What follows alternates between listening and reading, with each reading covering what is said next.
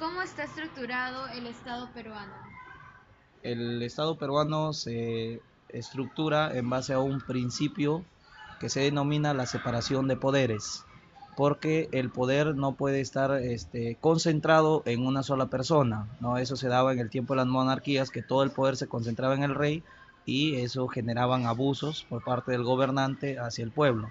Entonces actualmente el Estado se estructura a través de la separación de poderes y esos poderes que se habla de la división son el poder ejecutivo, que lo conforman el gobierno central, que es el presidente de la República o los ministros, el poder legislativo, que está el Congreso de la República, y el poder judicial, que son los encargados de administrar justicia en el país.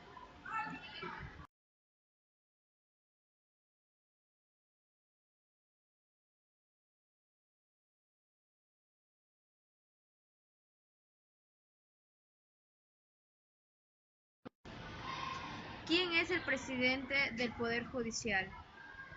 Actualmente el presidente del Poder Judicial es el doctor Duberly Rodríguez Tineo.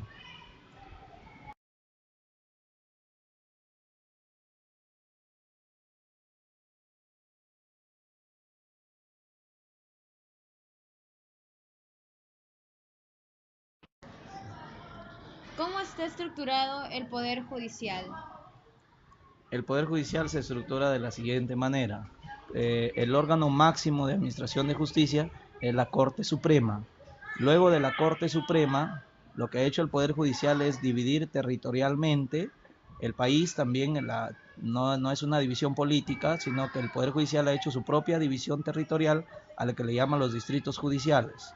Y por cada distrito judicial tiene cortes superiores. Entonces tenemos Corte Suprema, luego las Cortes Supremas vienen las Cortes Superiores y dentro de cada Corte Superior encontramos a los juzgados. Entonces ahí están los juzgados especializados, que puede ser en lo penal, en lo civil, en lo laboral, en lo familiar, y también encontramos los juzgados de paz, que los juzgados de paz mayormente lo que buscan es una conciliación cuando son entre las partes, ¿no?, que tienen algún conflicto, pero un conflicto leve. Entonces ahí encontramos los juzgados de paz letrados, en donde la característica es que en un juzgado de paz letrado el juez es un abogado y es elegido por el Consejo Nacional de la Magistratura, y el juzgado de paz no letrado, el juez es elegido por su propia comunidad. Entonces la comunidad elige a un buen vecino, que en ese caso el juzgado de paz no letrado es, el juez no es abogado.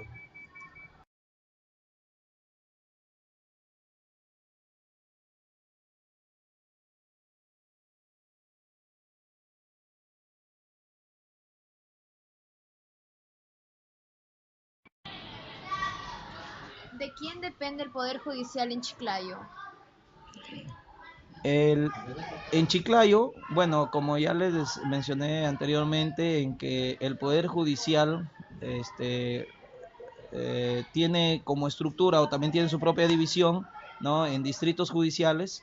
Entonces hay un distrito judicial de Lambayeque y ese distrito judicial de Lambayeque tiene su corte superior, y actualmente el presidente de la Corte Superior de Lambayeque es el doctor Aldo Zapata López.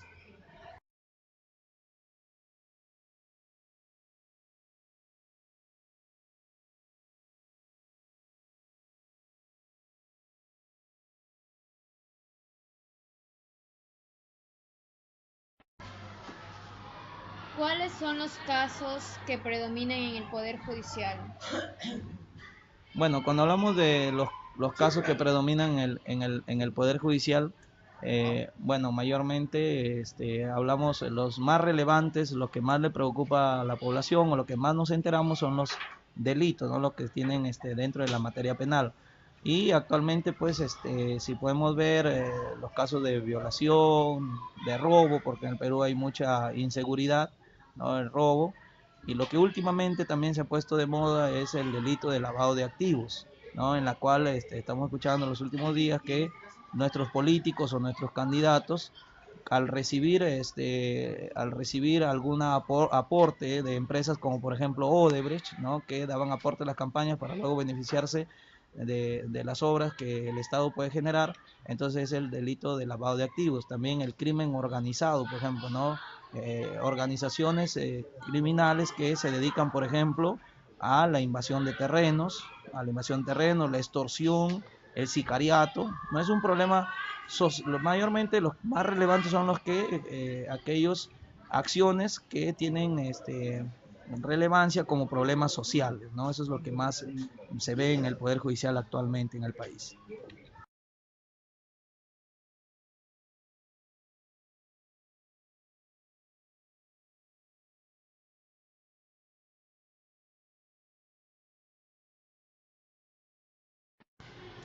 ¿El Poder Judicial cumple con su función correctamente? Bueno, el Poder Judicial, si hacemos un análisis como ciudadanos, hay mucho descontento por parte de la ciudadanía por el accionar de nuestros jueces, ¿no? Entonces, lamentablemente en nuestro país no se cumple correctamente con la administración de justicia porque los jueces muchas veces obedecen a ciertos intereses que pueden ser económicos, ¿no? Y eso se ha demostrado porque el Consejo Nacional de Magistratura sanciona o destituye a algunos jueces que han aceptado coimas, o también en base a intereses políticos, ¿no? Los políticos, la clase política del país también interviene ahí y por una posición política puede ser que a algunos candidatos o aquellos que participan de la vida política del país no les sancionan. Entonces no todos pues son medidos, como se dice, por la misma vara, ¿no? Sino que no hay una igualdad ante la ley.